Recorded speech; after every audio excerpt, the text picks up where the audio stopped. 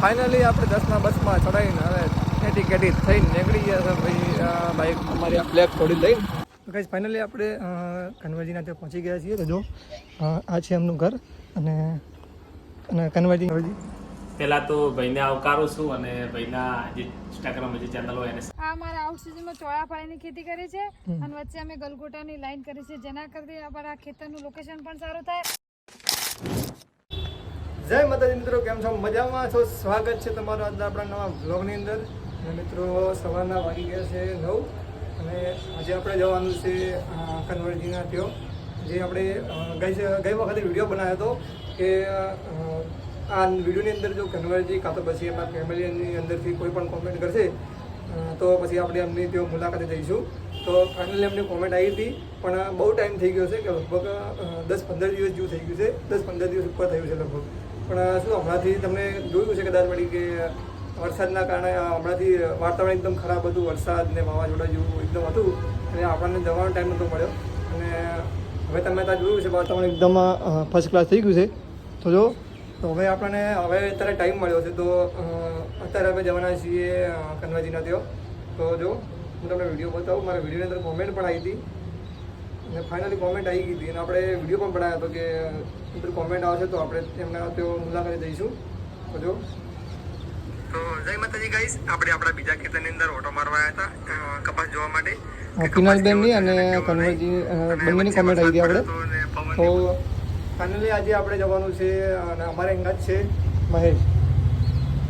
તો હું અને મહેશ આજે જવાના છીએ કન્વર્જીના તેઓ.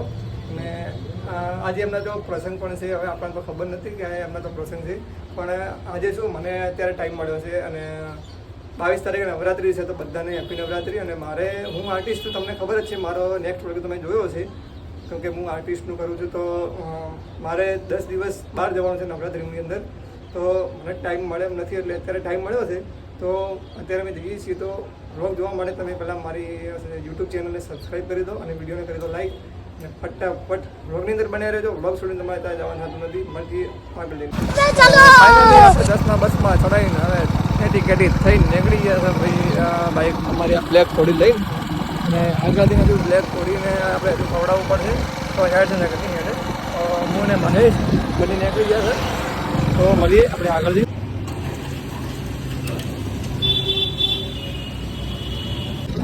તો ફાઇનલી છે ને આપણે બ્લેક થોડીને ખવડાવી અને દિશાવાળો પકડી લીધો છે રસ્તો. હવે સીધા આપણે દિશા જઈ અને ત્યાં જઈને હવે રસ્તો મૂકવાનો છે આપણે કે કન્વર્જીના ત્યાં જવાનું છે. આપણે મેપમાં જોયું હતું, મેપમાં દાંતીવાળાવાળો રસ્તો બતાવતા હતા. તો હવે દિશા જઈને જોઈએ આપણે કે કયો રસ્તો બતાવે. તો આપણે દિશાવાળો રસ્તો પકડી લીધો, મેં જોઈ લો. અને આજનું મોસમ બાકી હવે મળીએ આપણે આગળ દિશા જઈને.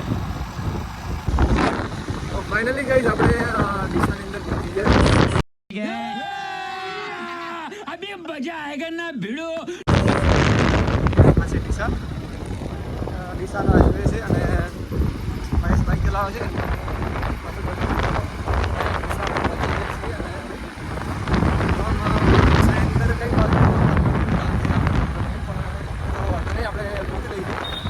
કાલે કિનાલબેને વિડીયો મોકલ્યો હતો, તો વિડીયોની અંદર અમે એમાં એડ્રેસ આપેલું છે. તો આપણે વિડીયોની અંદર જોઈ લઈશું કે કયા ગામનું નામ કરી લઈશું.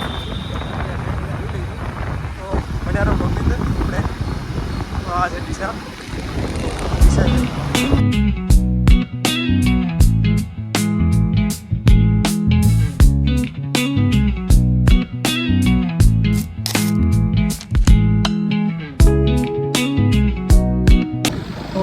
આપણે ડીસાની અંદર પહોંચી ગયા છીએ. તો હવે ડીસાની અંદર કઈ બાજુ ગામ છે આપણે ખબર નહીં, પણ આપણે જોઈએ કાલે વિડીયો મૂક્યો હતો વિસ્તારની અંદર વિડીયો મૂક્યો હતો જે અંદર એડ્રેસ આપેલું હતું અંદર વિડીયોની અંદર. તો આપણે જોઈ લઈએ.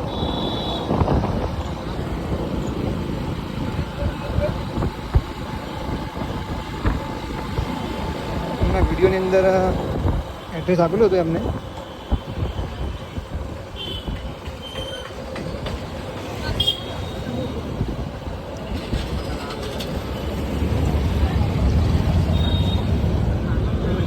ચાલ આગળ હા છે દિશાલાલ દિશા છે પહોંચી ગયા છે ફાઇનલ તો જો વિડીયોની અંદર એમને એડ્રેસ નાખેલો છે હાર્યું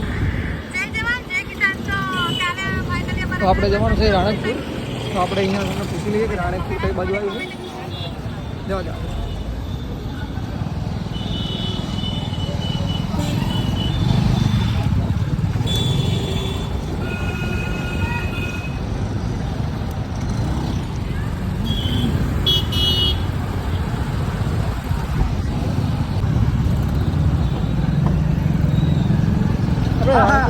રાણકપુર જવું તો રાણકપુર રાણકપુર રાણકપુર રાણકપુર રાણકપુર ક્યાં આવ્યું?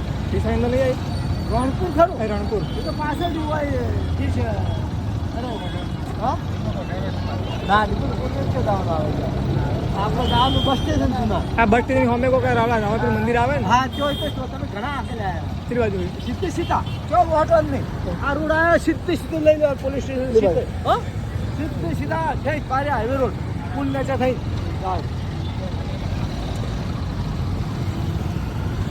પુલ નીચે થઈ ભલે સીધા રામાપીરનું મંદિર થઈ ગાઈસ ફાઇનલી આપણે કન્વરજીના ત્યાં પહોંચી ગયા છીએ તો જો આ છે એમનું ઘર અને કન્વરજી અહીંયા હાજર જ છે તો આપણે ફાઇનલી લગભગ બહુ મોડું થઈ ગયું બપોરના કદાચ લગભગ ને 1 વાગી ગયો છે તો ફાઇનલી આપણે પહોંચી ગયા છીએ તો આવો હું તમને મળાવ અને આ છે એમની ઓફિસ અને અહીંયા અત્યારે અહીંયા એમનો પ્રસંગ છે લોક લાડીલા ડીસાના હસ્તી એટલે કે કનૈયા વાઘણિયા અને એમનું નામ બહુ મોટું છે ડીસાની અંદર અને મોટા સેલિબ્રિટી છે કન્વરજી સેલિબ્રિટી અને એમને ડીસાની અંદર ખેતીમાં પહેલો નંબર આવે છે બહુ તમે નામ સાંભળ્યું હશે કદાચ અને ઇન્સ્ટાગ્રામની અંદર આઈડી પણ જોઈ છે કન્વરજી વાઘણિયા અને કન્વરજી પહેલાં તો ભાઈને આવકારું છું અને ભાઈના જે ઇન્સ્ટાગ્રામ જે ચેનલ હોય એને સપોર્ટ કરજો. દરેક મારા વિસ્તારના યુવાનો ખૂબ પ્રગતિ કરે એવી ભગવાનને પ્રાર્થના કરું. જે પણ યુવાનો આ રીતે સોશિયલ મીડિયાના માધ્યમથી કોઈ પણને પ્રેરણા આપી રહ્યા છે એવા બધા જ સોશિયલ મીડિયાના જે યુવાનો છે એમને બધાને ખૂબ ભગવાન આગળ લઈ જવાની પ્રાર્થના કરું છું. હું ખેતી કરું છું, કોઈ સેલિબ્રિટી નથી.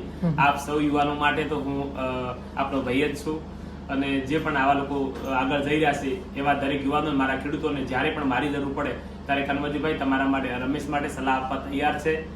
તો બધા યુવાનોને હું સપોર્ટ કરું છું અને કરતો રહીશ. જય જવાન જય કિસાન.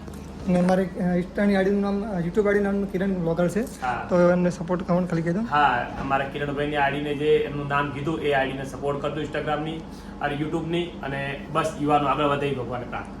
આજે પાટણથી કિરણભાઈ મારા ફાર્મહાઉસની મુલાકાતે છે. મારી પણ સપનું છે મારા યુવાનો ખૂબ આગળ જાય, મારી જેમ સારી ખેતી કરીને એ પણ સારી નામના મેળવે.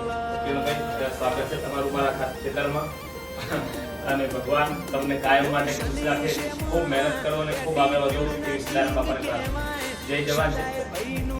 તો આપણે ફાઇનલી એમના ઘરે આવ્યા હતા કન્વરજીના ઘરે તો એમને અમને બહુ સારી રીતે અમારું સ્વાગત પણ કર્યું ને જો ઠંડુ પાયું ને એમને સારી રીતે અમારું સ્વાગત પણ કર્યું. એમને કોઈ એમના સેલિબ્રિટી છે પણ કોઈ અમને એવું નથી ખબર કે ભાઈ કોઈને બોલાવવા નહીં કે એવું કંઈ નહીં. સારી રીતે અમને ઠંડુ પણ પાયું, સારી રીતે અમને સ્વાગત કર્યું અને એમને સારી રીતે અહીંયા બેસાડ્યા એમની ઓફિસમાં. મારી ફરજ આવે છે કે બધા મારા યુવાનો મારી જેમ કન્વર્જી બને, મારી જેમ ઇન્સ્ટાગ્રામ સેલિબ્રિટી બને, એટલા માટે બધાને સપોર્ટ કરતો રહીશ. તો જય માતાજી. પિનલબેન અમે બોલાયા પણ પિનલબેન આરામ કરતા હતા તો પછી પિનલબેન ઉઠીને બહાર આવ્યા. તો જો પિનલબેન મને ખેતરમાં આંટો મારવા લાવ્યા છીએ તો આ એમની ખેતી છે. બેન શેની ખેતી છે? આ અમારા આઉટ સિઝનમાં ચોળાફળીની ખેતી કરી છે અને વચ્ચે અમે ગલગોટાની લાઈન કરી છે જેના કરતી અમારા ખેતરનું લોકેશન પણ સારું થાય અને ફૂલનું ઉત્પાદન મળે. અને ગલગોટાની ખેતી કરવાનો એક મેઇન ફાયદો છે કે એના લીધે આપણા જમીનમાં નેમેટોડ રોગ ના આવે. અમે આવી રીતના આખા ખેતરમાં 3 લાઈનો કરી, એક વચ્ચે છે એક લાસ્ટમાં છે. તો ગલગોટાની 2 ખેતી છે. આવી અમારમાં લગભગ આ પાલક છે, વાલો છે અને બાજુ ટેટી છે. બધી રીતના 8 પ્રકારની ખેતી કરી છે અને કિરણભાઈ આજે અમારા ફાર્મ હાઉસની મુલાકાત લીધી છે એ બદલ એમનો ખૂબ ખૂબ આભાર માનું છું. Thank you. ટેટીની ખેતી હોય એ પણ તમે બતાવો. તો ચાલો પિનલબેન આપણે આગળ ટેટીની ખેતી બતાવે છે તો આપણે જોઈએ.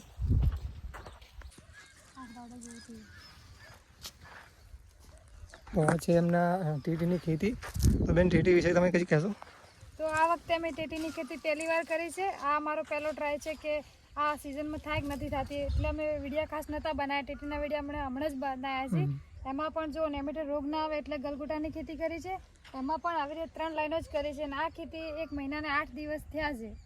અને ખાસ એમાં જો પીળા કલરની ટ્રે દેખાય થોડું ઝૂમ કરી બતાવો એટલે જો મધમાખીની કોઈને સમસ્યા હોય તો અંદર એક બિસ્કિટ આવે છે ને આવી ટ્રે આવે છે જે આપણે લઈને આપણા ખેતરમાં લગાવવાની, એના કારણે એ રોગ પણ ના આવે.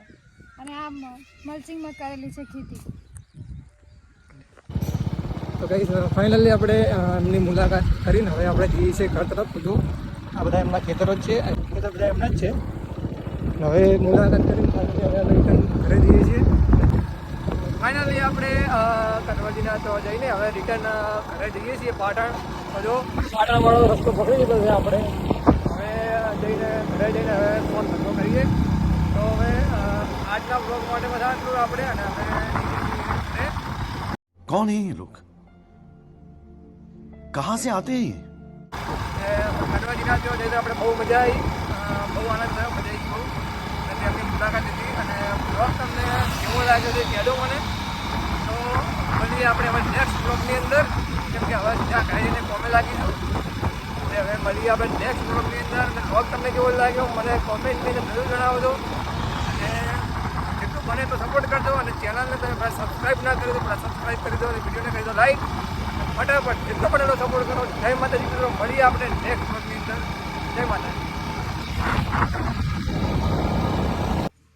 ફાઇનલી આપણે જો આપણા ખેતરની અંદર આવી ગયા છે અને કપડાં બપડા બદલીને હવે આપણી ડ્યુટી ઉપર આવી ગયા છે. તો જો સાંજના વાગી ગયા છે 4:14 અને હવે આપણે આપણી ડ્યુટી પર જવાનું છે. તો જો આપણે આપણી ડ્યુટી પર લાગી જવાનું છે. અને હવે આજ માટે આટલું અને બ્લોગને આપણે હવે અહીંયા કરીએ એન્ડ અને મળીએ આપણે નેક્સ્ટ બ્લોગની અંદર. તો જો ચેનલને પહેલાં તમે સબસ્ક્રાઈબ ના કરી હોય તો પહેલાં સબસ્ક્રાઈબ કરી દો, વિડીયોને લાઈક કરી દો અને બને તો સપોર્ટ કરો. મળીએ નેક્સ્ટ બ્લોગની અંદર. જય માતાજી.